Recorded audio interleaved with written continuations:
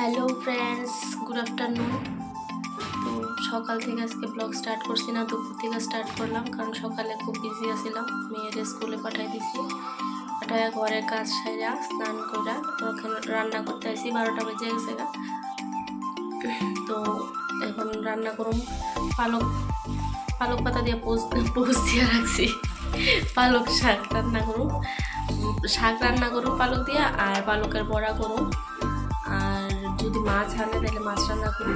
তো আজকে ঘরের কোনো কাজ শেয়ার করতাম না, আজকে আমি কি রান্না করি ওইটা শেয়ার করব। দেখো আমি কি রান্না করি।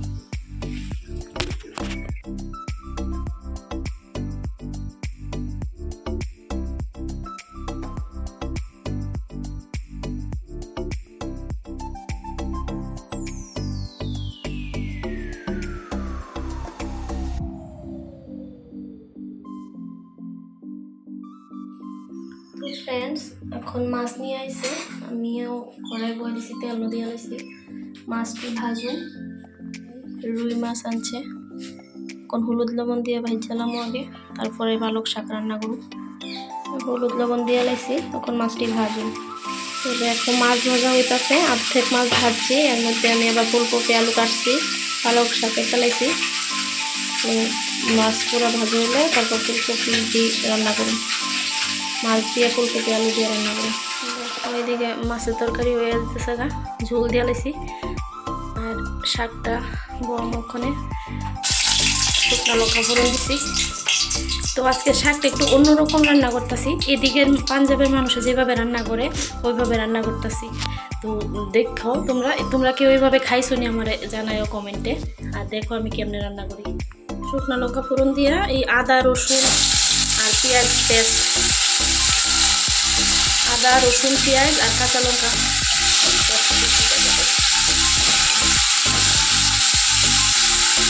তারপরে দিয়ে দিচ্ছি হলুদ আর লবণ।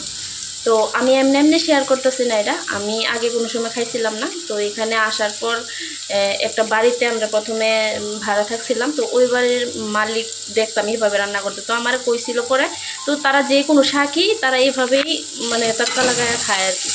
তো খাওয়ার পরে দিয়ে তো আমি একদিন ট্রাই করলাম, সত্যি খুব স্বাদ লাগে। মানে আমরা বাঙালিরা যে স্টাইলে রান্না করি ওই মানে ওইটা তো ঠিক আছে, আমরার ফ্লেভার ওইটা ওই রকম একরকম স্বাদ, কিন্তু ইটার স্বাদটা আর রকম। তোমরা যদি কেউ খাইয়া থাকো, হয়তো বা অনেকে খাইছো আর অনেকে আসো যে খাইছো না, তো একবার ট্রাই করে দেখো, সত্যিই খুব স্বাদ লাগে, খুব টেস্টি হয়।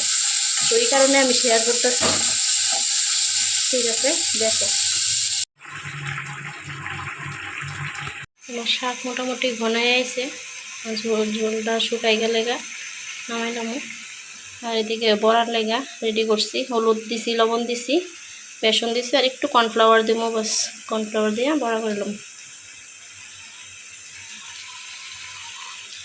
আমার শাকের ফাইনাল লুকটা দেখাবো কেমন হয়, তো দেখো, দেখতে থাকো তোমরা। বন্ধুরা দেখো আমার শাক রেডি। আর পালক পাতা মাইখা রেখা দিছি, সব মিক্স করে সেরা। তখন যখন মেয়ে আইব মেয়ের বাবা ডিউটি থেকে আইব, মেয়ের স্কুল থেকে আইলে তারপরে গরম গরম বড়া বানাই দেবো, বাস খাই নেব। তো আজকের মেনুতে আছে ফুলকপি আলু দিয়ে মাছের ঝোল, আর শাক, পালকের বড়া, আর কালকে রাত্রের সয়াবিন, বাস এতটুকুই।